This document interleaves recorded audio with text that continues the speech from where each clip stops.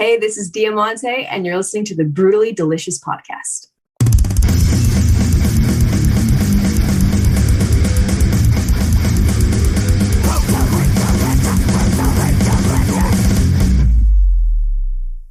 All right, so welcome. I appreciate you taking the time to join me here. And I wanted to jump right in and talk about the Spanish version of Unlovable. I got to listen to it while prepping for the show, and I think it's beautiful, first off, but it's a little bit different from your previous stuff.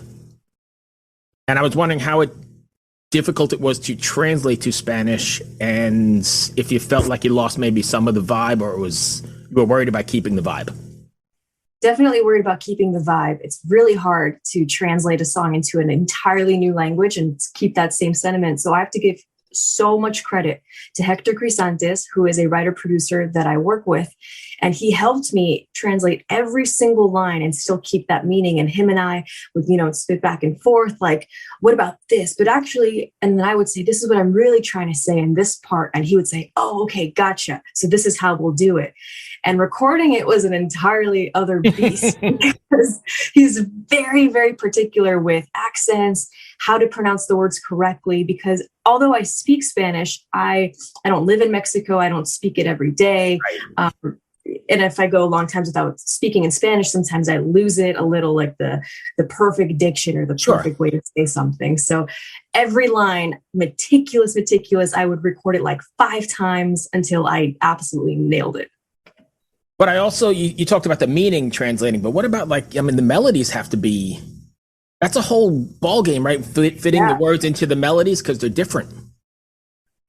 Yeah, we had to literally match the syllables of each word in Spanish to somewhat as closely as possible match the syllables in the English language so that the melody could sound very similar. Right. That's interesting. There's a whole process going in there. So, so you're getting ready to head out on tour. I believe it's like a week from today, right? Or a week from yesterday? Yeah. How excited are you? I'm obviously excited because I haven't done a full tour since 2019. So it's been a long time, but I'm also nervous because you don't know what to expect anymore. I mean, touring pre-COVID was always kind of, I don't know what to expect. It's going to be something new, a new experience. So add that on top to everything that's going on. Right. And it's definitely nerve-wracking, but I'm choosing to look at it as I haven't ever been able to really tour the album American Dream. So this is my chance to do it. And I'm just going to go for it and keep a positive attitude that everything's going to go well. So a bunch of questions from there. Are you doing anything different to prepare for this than you did in the past, considering our situations? And what's you must have some sort of rigid protocol on the road as well, right? Yeah, I mean, every venue has their own set of protocols which you have to follow. So you have to take that into account. And I have my live touring band, but with everything happening now, it's been a lot of this person can do the tour, but this person can't do the tour. This person wants to do the tour, but this person doesn't want to do the tour, understandably. So it's been a lot of shuffling and logistically getting things together that I didn't really have to think about pre-COVID when it came to touring. So it's definitely a different preparation and different mindset. Are you, I know you said you're nervous. What do you think it's going to be like out there? I mean, imagine stepping on a stage is going to be an adrenaline rush. And I guess for the fans as well, right? Because we've all not been in shows for however long, 2 years now. Yeah, I think, and I know this because I did just a few festival shows back in September, and I was able to, firsthand, see what crowds are like now, and they are hungry for live music. They are so stoked to be there. They're so excited. They're, I think, fans and artists we're now grateful that we even get to do this, that we get to play, that we get to go to shows. So I think the energy is going to be fantastic, and I can't wait to see old faces that I recognize and new faces because it's been so long. You mentioned, American Dream was out in 2021. What's it been like sitting? First of all, I imagine it was written during the pandemic or somewhere in there. But what's it also like sitting on that for a year and dying to just get out there and support it? Well, that's one of the reasons why I released the album back in May. A good chunk of it was written during quarantine, but I have had those songs written all the way since 2018, 2019, I did a lot of writing sessions. Like a few songs were all the way back since then. So originally the entire album was supposed to come out in 2020. And then everything happened. And I said, okay, how about I release one song at a time as they're getting created, which I've never done before. And that was cool to do because it's not like I had this whole package already done. And then I, picked, okay, these are the singles. I just released it as they came. And it came to a point where I sort of realized we don't know how much longer this is going to last. And I can't just not put out this music because A, I really believe in it. B, I really love it. And C, I think people need new music right now. So all those reasons combined led me to putting out the album back out in May. So I think you touched on a couple things there that we talk about a lot on the show that usually my partners here, but the music business has evolved, right? You have to be doing the single every 4 to 6 weeks as opposed to a full length, which you may or may not do somewhere down the road. Very different than I'm used to, but I guess that's, my son's generation. They just want to digest one song at a time and move on. Yeah, it's very different. And I think streaming has a lot to do with that too, because of the algorithms. The more you release, the better it is for numbers, for streaming. So I understand why artists release music the way they do. And for me, it was also a way to kind of extend the album because everything was really uncertain. So I didn't know, is it a good time to put out everything right now or should I hold off? And it was a nice way to sort of do a little bit of both at the same time, if that makes sense. Oh, yeah, absolutely. What is, when you're writing, is there something you want your fans to take away after listening to one of your records? Yeah, absolutely. I think American Dream specifically as an album was very personal. It was very autobiographical for me. Every song on that album really happened. They're my stories. It's like, I call it my sonic diary. So whenever I put out a song that's really personal, like Ghost Myself or Unlovable, and I sing about topics that I'm ashamed to talk about or I haven't fully realized until now, or it's something that's been kind of eating away at me. And then people hear these songs and they say, wow, I have felt the same exact way. And no one has ever put it into words like you did, or you helped me get over this feeling, or you helped me understand this about myself. That is ultimately what I want people to take away from my music. I want it to help them in some way, like music has always helped me. Yeah, music is cathartic, and I imagine there's a whole bunch of catharsis going into your writing. But before you answer that, also, I imagine it's quite vulnerable as well, right? Do you ever worry that you've put too much into it, or do you ever had to hold back and say, I can't do that?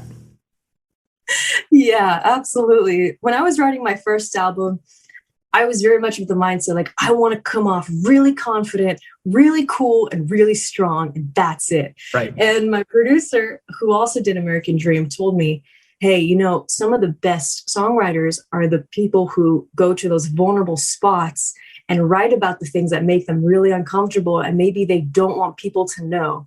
And so I was like, okay. And I took that with a grain of salt on the first album, but I really went for it on that second album.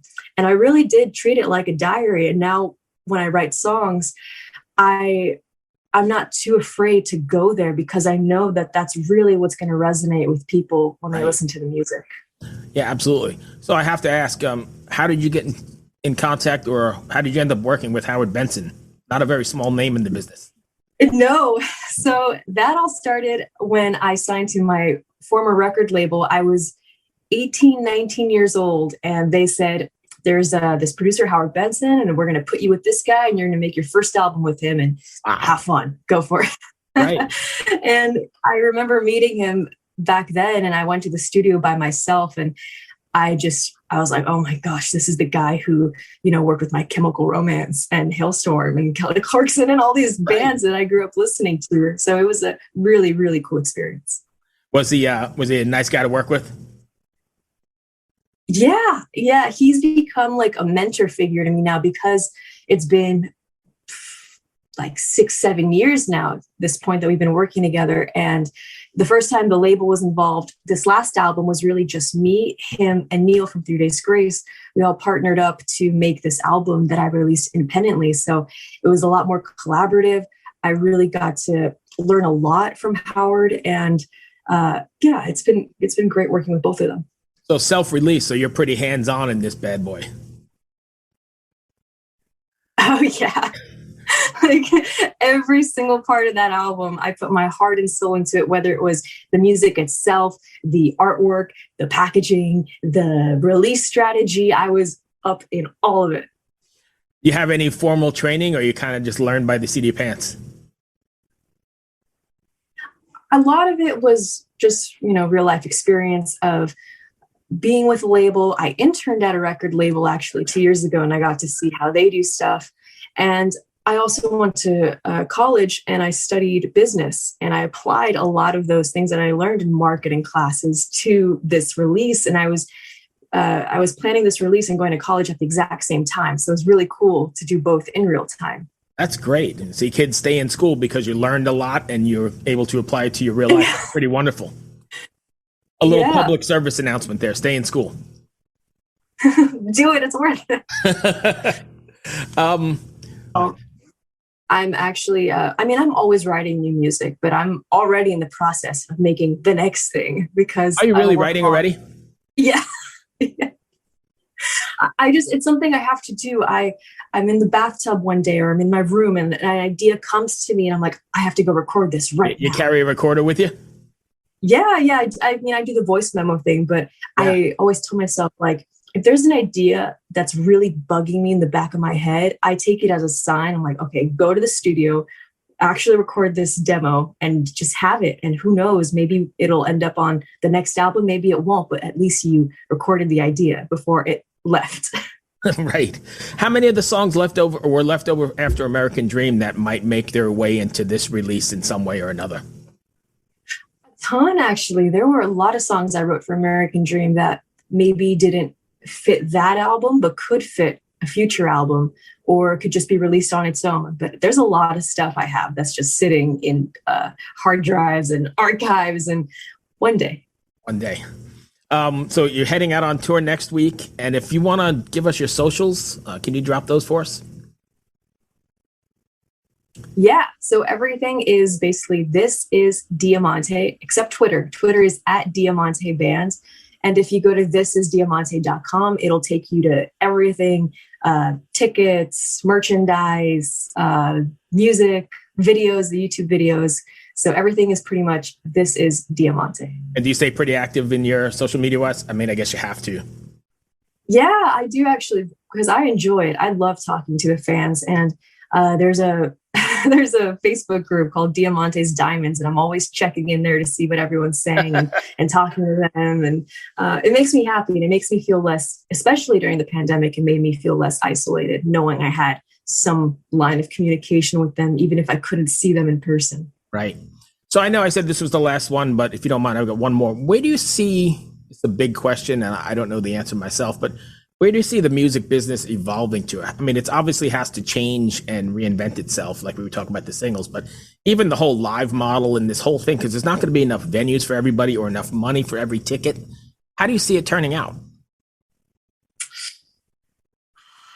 I don't know. I think during 2020 and 2021, we saw a lot of virtual live stream performances. I think there's going to still be a huge uptake in those. I mean, for me, it's not the same thing, but no, and they have to be done right. There'll be some like AI thing. I don't know, but I think that's the future probably. That's interesting because, I've saw a bunch of those live shows or those live streams over the last 2 years, and only a handful. I mean, I could probably count them on one hand were like absolutely killer because of the budget and the time. Yeah, I mean, the budget and everything you need to put into them. Yeah. It's like out of reach for, your average touring band, I think. Yeah, I did too back in 2020. And I can tell you from firsthand experience that putting on a live stream concert is the same effort, if not more, than putting on a real full-on live tour. But it's just for one evening. So it's a lot of work. Yeah. And like I said, I mean, there's various qualities. And unless you're doing it really well, I don't think it translates at all. You're better off just staying home. It's definitely easier. Yeah, way easier, right? Hope that wasn't too bad. No, it was awesome. Did we cover everything you wanted to cover? Yeah, we did. We covered the touring coming up, the new songs. So yeah, we got everything. Usually my partner's here and we kind of just wander and see where it goes. So as long as we covered everything, we're good. Yeah, we got it. Thank you so much for having me. Be well. Good luck on tour and stay safe. All right, you too. Thank you. Right Bye. Bye. Ever wonder what a punch from Elton John feels like? Or how you'd cope with having turned down the chance to be in Nirvana? Or what signal Keith Richards gives when he wants you to get the hell out of his hotel room? Fans of Too Much Effing Perspective don't have to wonder, because they've heard these exact stories and a jillion others on our podcast. I'm Alex Hoffman, former tour manager for Radiohead. And I'm musician and comedy writer Alan Keller. On the TMEP show, we get guests like Nancy Wilson from Heart, Jeremiah Freites from the Lumineers, and Modern Family's Julie Bowen to tell us things they may have only shared with their therapist, clergy, or a TMZ stringer. So join us on Too Much Effing Perspective. That's EFFING Perspective. The only podcast you crank up to 11.